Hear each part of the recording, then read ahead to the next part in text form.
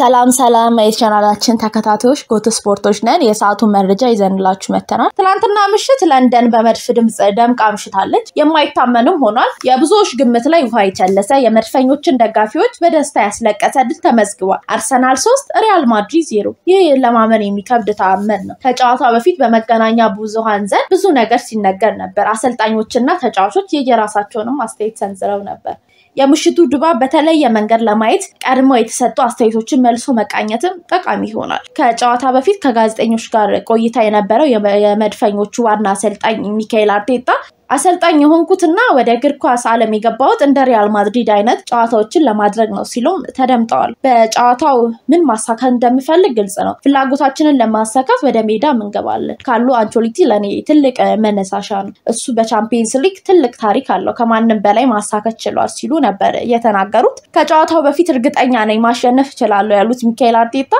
ዛሬ እዚህ ቦታ መገኘትና ከሪያል ማድሪድ ጋር መጫወት ትልቅ ነገር ነው ነገር ግን ቡድኑ በጥሩ ሁኔታ መፎካከር እንደሚችልና እንደሚያሸንፍም እርግጠኛ ነኝ ነበር ያሉት አርሰናል በሪያል ማድሪድ ተሸንፎ አያውቅም ተብለው የተጠየቁት አርቴታ ጥሩ ነው ዛሬም እንደግመዋለን ሲሉ ተደምጠዋል ለደጋፊው ጥሪ ያቀረቡት አሰልጣኙ የቡድኑ ደጋፊዎች በጨዋታ አብራችሁን ለመጫወት ነው ሲሉ ጥሪ ያቀርበው ነበር ሁሉም ደጋፊዎች ነገ ማየት ብቻ ሳይሆን ጨዋታውን ከኛ ጋር ሆነው እንዲጫወቱ እንፈልጋለን ሲሉ ተናግረዋል ደጋፊዎቹም በእያንዳንዱ ቅጽበት ያስፈልጉናል ያሉት አሰልጣኙ ይሄ ትልቅ ልዩነት ያመጣል ስቴዲየሙ የተለየ ድባብ እንዲኖረው እንፈልጋለን መነሳሳትንም ይፈጥራል ብለው ነበር አክለውም የአርሰናል ደጋፊዎች ቀደም ብለው ስቴዲየም በመድረስ ቡድኑ ማሟሟቅ ሲጀምር ጀምሮ ድጋፍ እንዲሰጡ ጠይቀዋል ጥሩውን የተቀበሉ ደጋፊዎችም ስቴዲየሙን ደማቅ ለማድረግ ከፍተኛ ዝግጅት አድርገዋል ታላቁን ተጫዋች ቴሊ ዳንኤል ኦነሪ ምስል በመያዝ ከፍተኛ ድጋፍም አሳይተዋል በስቴዲየሙ የተፈጠረው ማራኪ ድባብ የጀርመን ቡንደስሊጋ ደጋፊዎችን የሚያስታውስ ነበር አሰልጣኝ ሚካኤል አርቴታ በትላንትናው ጋዜጣዊ መግለጫቸው ጨዋታውን አብራችሁን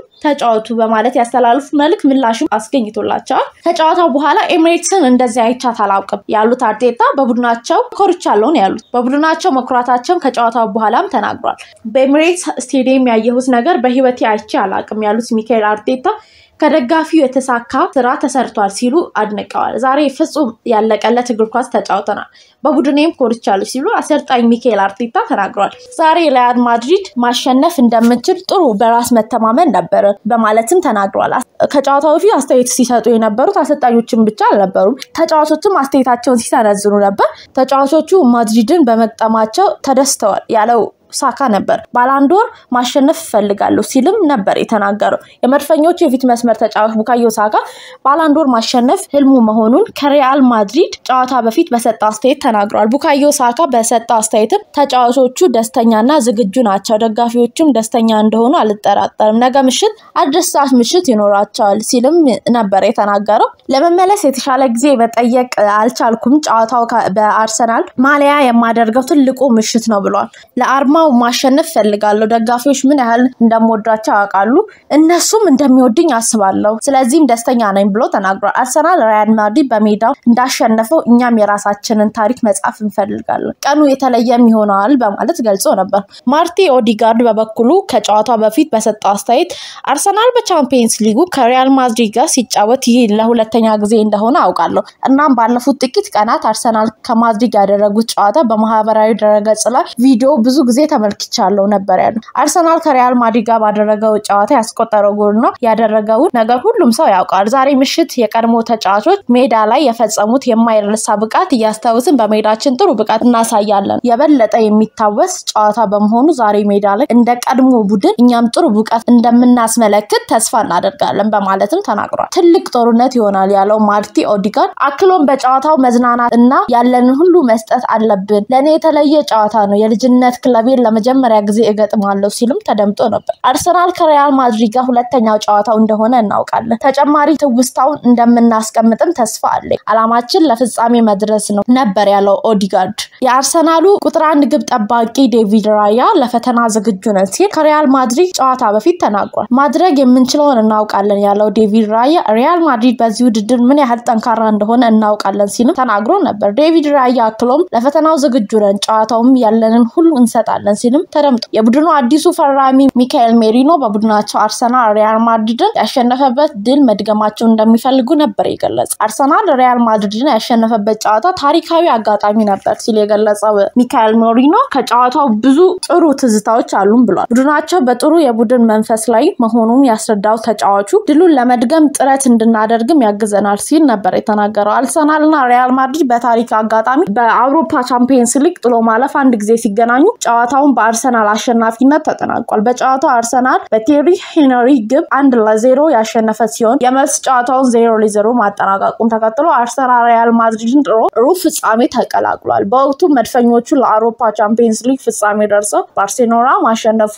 አይዘነጋም። ሪያል ማድሪድ አሰልጣኝ ካርሎ አንቸሎቲ በበኩላቸው ከአርሰናል ጨዋታ በፊት ከጋዜጠኞች ጋር ባደረጉት ቆይታ ለጨዋታው በደንብ ተዘጋጅተናል፣ አርሰናል በብዙ መልኩ ጥሩ ቡድን ነው ሲሉም ተናግረው ነበር። ጨዋታው አስፈላጊ የ90 ደቂቃ ጨዋታ ነው፣ ነገር ግን ወሳኝ ጨዋታ አይደለም፣ ምክንያቱም ሳንቲያጎ በርናቦ ላይ 90 ደቂቃ በማለታቸውም ተናግረዋል። ማርቲን ኦዲጋርድ አሁን ያለው ተስጦ በፊት የነበረው ነው። አሁን በአውሮፓ ምርጦች ውስጥ አንዱ ነው። ኦዲጋርድ በማድሪድ ብቃቱን ለማሳየት ቦታ አላገኘም ነበር። እስከመጨረሻ እንፋለማለን ብሎ የነበረው ግብ ጠባቂ ኩርቱዋ በበኩሉ አርሰናል ጠንካራ የተከላካይ ክፍል ያለው ወጣት ቡድን መሆኑን ገልጿል። ለአርሰናል ትልቅ ክብር አለ፣ አርሰናል ደጋፊ የሆኑ በርካታ ጓደኞችም አሉን በማለት ተናግሮ ነበር። አርሰናል በፕሪሚየር ሊጉ ጥሩ ስራ እየሰራ መሆኑን እናውቃለን ሲል ነበር ተናገረው። የቆመ ኳስ ዝናቸውን ሰምተናል ብሎ የነበረው ደግሞ ሮድሪጎ ነው። ብራዚላዊው የሪያል ማድሪድ የፊት መስመር ተጫዋች ሮድሪጎ በቡድናቸው ስለ አርሰናል ሁሉንም አውቆ መዘጋጀቱን ገልጾ ነበር። በቫሌንሺያ በመሸነፋችን ተበሳጭተናል፣ ይሄ የምንወደው ቡድናችን ነው፣ ሪያል ማድሪድ ያሸንፋል ያለው ደግሞ